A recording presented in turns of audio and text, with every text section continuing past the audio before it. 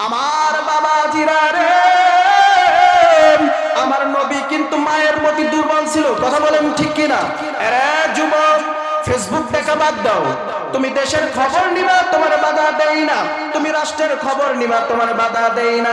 কিন্তু একটা বার কি তুমি তোমার মায়ের মুখের দিকে তাকাইছো? একটা বার কি তোমার মায়ের খবর নিছো?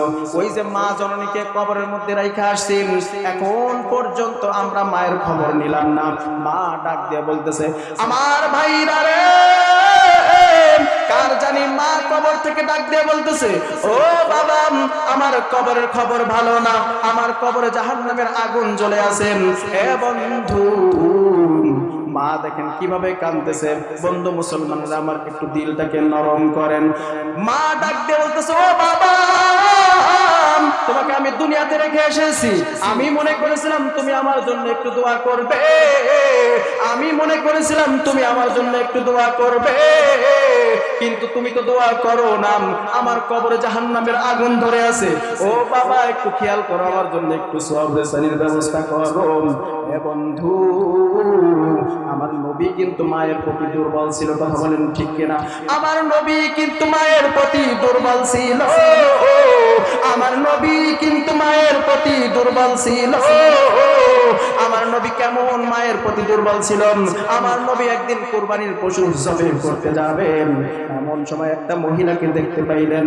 একটা মহিলাকে দেখতে পাইলেন, আমার নবীজি কুরবানির পশু জবাই বাদ দিয়া ওই মহিলার দিকে অগ্রসর হচ্ছে, আগায় যাচ্ছে। যাইতে যাইতে মহিলাটাও যখন নবীজির দিকে আস্তে আস্তে আগায় আসেন, নবী আমার কুরবানির পশু জবাই বাদ দিয়া নবীজির কাছে একটা চাদর ছিল, চাদরটাকে ওই মহিলার পায়ের নিচে বিছায় দিল।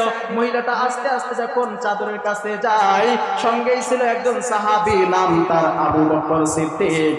আমার নবী করেছেন ঘোষণা, এই দুনিয়াতে যতগুলা উম্মত আছেন, এই উম্মতের যতগুলা নেকি আছে, সকল নেকি যদি এক জায়গায় করা হয়, কিন্তু আমার আবু বকরের নেকি যদি এক জায়গায় করা হয়, তারপরে আমার আবু বকরের নেকি বেশি হবে।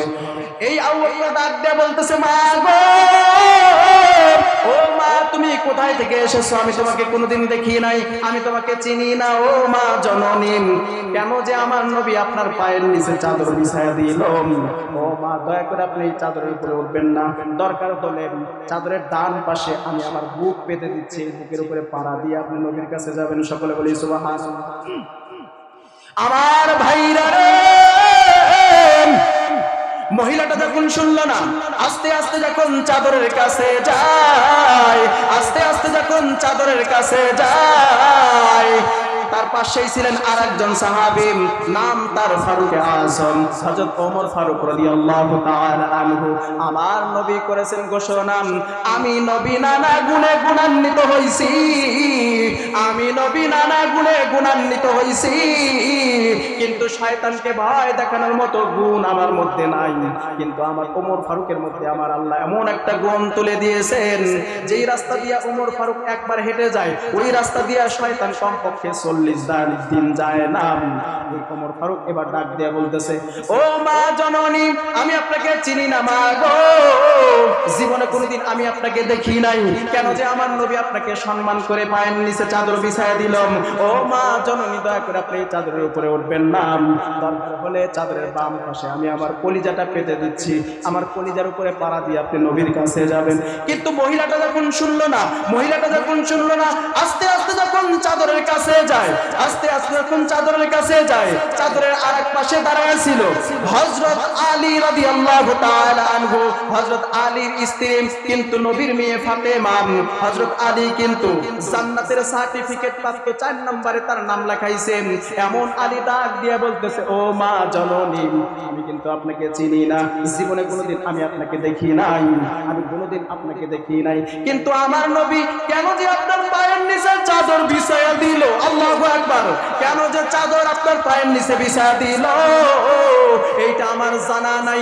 ও মা জননী, ভিতর থেকে কলিজা বের করে আমি আপনার পায়ের নিচে বিছায়া দেব, দরকার হলে আপনি এই চাদর আমার কলিজার উপরে পাড়া দিয়ে আপনি নবীর কাছে যাবেন, এরপরে আপনি এই চাদরের মধ্যে উঠবেন না। ও মা জননী, দয়া করে আপনি উঠবেন না। মহিলাটা যখন শুনলো না, আস্তে আস্তে যখন চাদরের কাছে যায়, আস্তে আস্তে যখন চাদরের কাছে যায়, এ বন্ধু মুসলমান বন্ধুরা রে আমার, মহিলাটা এবার চাদরের কাছে যাওয়ার পরে সুন্দর করে চাদরটাকে তুলে দুই গালের মধ্যে চুমা দিয়া সাহাবীদেরকে ডাক দিয়ে বলতেছে, ও আমার নবীর সাহাবীরা, তোমরা কোন সাহাবী পিঠ পেতে দিতে চাই না, কোন সাহাবী বুক পেতে দিতে চাই না, কোন সাহাবী কলিজা পেতে দিতে চাই না। ও আমার সাহাবী, তোমরা আমাকে চেনো না বাবা, তোমরা আমাকে চেনো না। তোমরা হয়তো বড় বেলায় নবীকে চিনেছো, কিন্তু আমি ছোট্ট বেলায় নবীকে চিনেছি। ও বাবা, তোমরা আমাকে চেনো না, আমি হচ্ছে হালিমাতুস সাদিয়া। সকলে বলি সুবহানাল্লাহ। নবী আমার দুই চোখের পানি ফালাইয়া অদর নয়নে কাঁদতেছেন, ডাক দিয়া বলতেছেন, ও আমার সাহাবীরা, আমার মাকে তোমরা চাদরের মধ্যে উঠতে দিলা না, আমার মাকে তোমরা চাদরের মধ্যে উঠতে দিলা না, আমার মাকে আমরা এতই সম্মান করলাম, তোমরা কেনই যে উঠতে দিলা না? এ বন্ধু, আমার নবী কিন্তু মায়ের প্রতি দুর্বল ছিল, কথা বলেন ঠিক কিনা? কিন্তু আজ পর্যন্ত আমরা কোন সন্তান মাকে অকট্য ভাষায় গালি দেই, মাকে সম্মান করতে চাই না। আপনি মনে রাখবেন, আপনার মায়ের পায়ের নিচে আপনার কিন্তু বেহেশত, কথা বলেন ঠিক কিনা?